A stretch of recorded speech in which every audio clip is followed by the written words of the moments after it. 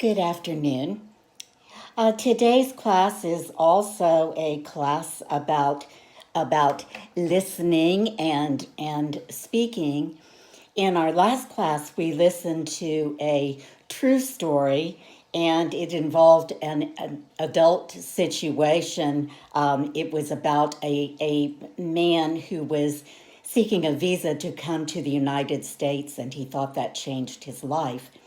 In today's lesson, we are going to read and listen to a very old children's story.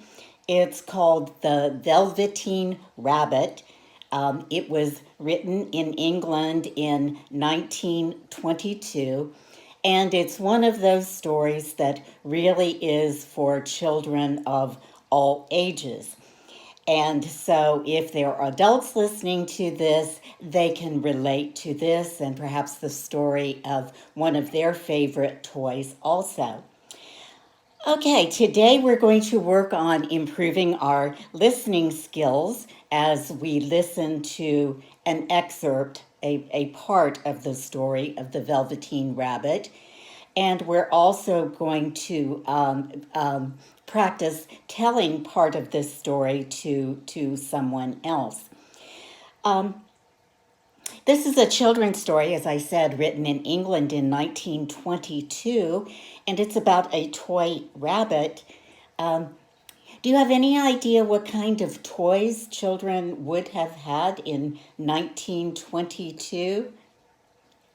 Now think about it. No computers, no phones, no YouTube, no Wi-Fi. What kind of toys would they have had? Sammy, what do you think the boys would have had? They would have had trucks. No, they wouldn't have been battery-powered trucks. They would have had to work mechanically. In fact, that's a word that you'll hear in the story.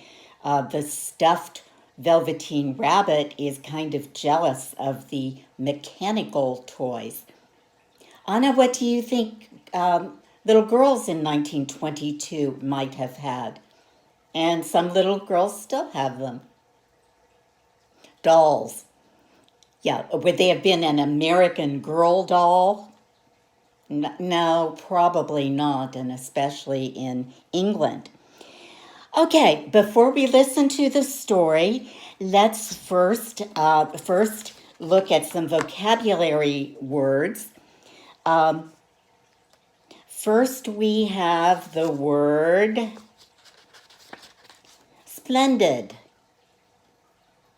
If something is just splendid, Carlotta, what is it? It's very good. It's great. It's just splendid. Now, this is a word that we probably wouldn't use too much in American English, but it said the rabbit was all bunchy. Now, nobody knows what that is.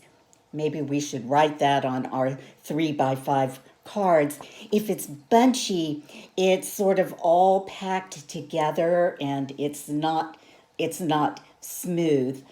The Velveteen Rabbit was wedged into a basket with other Christmas surprises.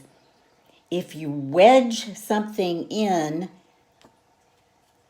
yeah, Carlos, you pack it in, you cram it in, you try to make it fit. Okay, before we read the story, and this is the cover of the book as it looked in 1922, and there have been a lot of editions of the Velveteen Rabbit since then. Let's take a look at the comprehension questions at the end of the story so that you'll know what you're listening for. Okay. Carlotta, can you read the first question for us? It says, Describe the rabbit. Very good, Carlotta. And number 2 says, when is the story set? Okay, the story is at Christmas. Where did the boy find the rabbit? Sammy, describe he's another character, the skin horse, okay? And Carlotta, the last question is really what the whole book, The Velveteen Rabbit, is about. What question?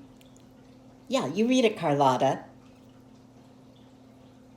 Very good. What question does the rabbit ask the skin horse?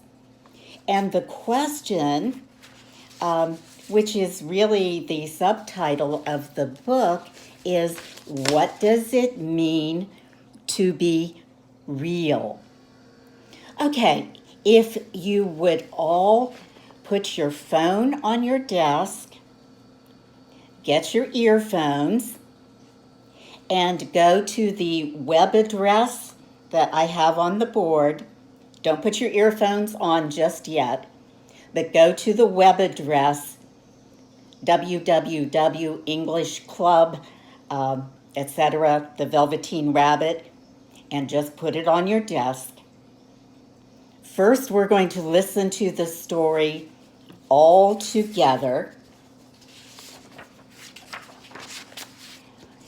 And later on, we're going to talk about what makes a toy real. And I brought along my very own real toy. This is my Winnie the Pooh. He's 50 years old. And my friend Faith, 50 years ago, made him from the lining of her coat. And he is very real to me, and he has traveled with me from house to house every place I've gone. Okay, let's start with the story of the Velveteen Rabbit. Okay, I'm going to turn on the story. Everybody listen. The Velveteen Rabbit, or How Toys Become Real, by Marjorie Williams. Thank you.